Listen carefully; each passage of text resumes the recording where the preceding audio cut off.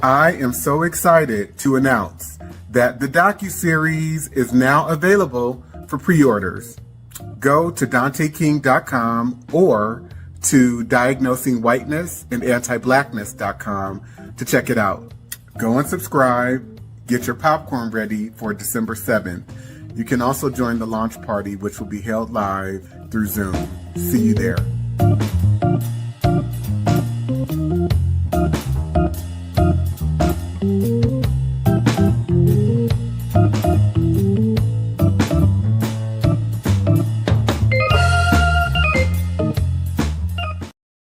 The book surprised you the most? A whole book. The whole book. Because I thought that I knew a lot until I read that book and realized I didn't know anything. There was a lot to learn and a lot to still be discovered. I'm still processing it. I can see things now that I didn't see before. And it's all because of the book. I love that. Jules? So much of the book really opened my eyes to things. The Casual Killing Act, the legality of rape. And then one of the other parts was the housing covenants and the covenants that were allowed. And growing up in the Bay Area, St. Francis Wood, for instance, is a highly coveted place to want to live or want to strive to, right? I was a child and I'd passed through St. Francis Woods and it was something that you feel could have been attainable. And then as you read Dante's book, you realize it's attainable for white people. It's not attainable for me. It's not attainable for you. Not in the way that you think you would be able to attain certain places and spaces. You are written out of that legally. Right. And Alicia? What really stands out to me is the 1850 Fugitive Slave Act, which describes so much of how white people operate in terms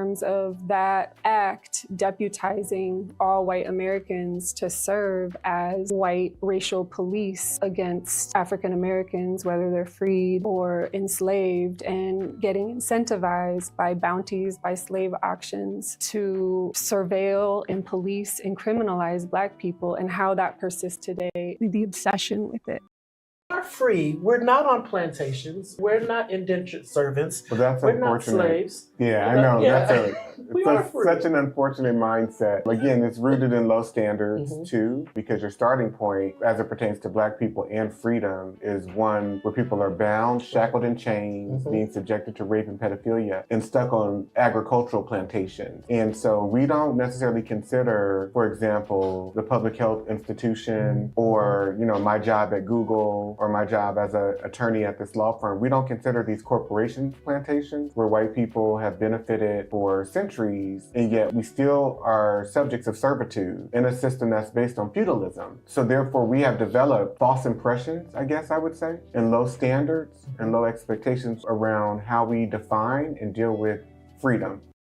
The hardest about chapter 3, and what are some key pieces that stood out for you that you would want people to know about or be prepared for? The different laws and the cases and the way that the system has been set up to not protect Black women and Black boys too, and Black men as well, particularly Black women, just for us to be seen, as you said this earlier, just the vessel to give birth and then go back to work. So that shows up in how our birthing outcomes are. It shows up in how we connect with our partners, because there's this constant reinforcement of that you don't matter and you're not valued. And I think you highlight that very clearly, the lack of protection for Black women in chapter 3. I also remember in one of your courses, you asked the class, would they want to be Black women? Everyone said no, right? And that just shows me even more how reinforced it is that being a Black woman, you're at a constant state of lack of protection and also aggression as well. Yeah, and let me be very clear too, because that question was out of the spectrum of all of the identities that I presented as multiple choice answers.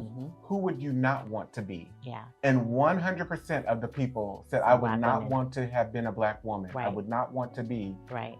a Black woman. Right. I am so excited to announce that the docuseries is now available for pre-orders. Go to DanteKing.com or to Diagnosing Whiteness and Anti-Blackness.com to check it out. Go and subscribe. Get your popcorn ready for December 7th. You can also join the launch party, which will be held live through Zoom. See you there.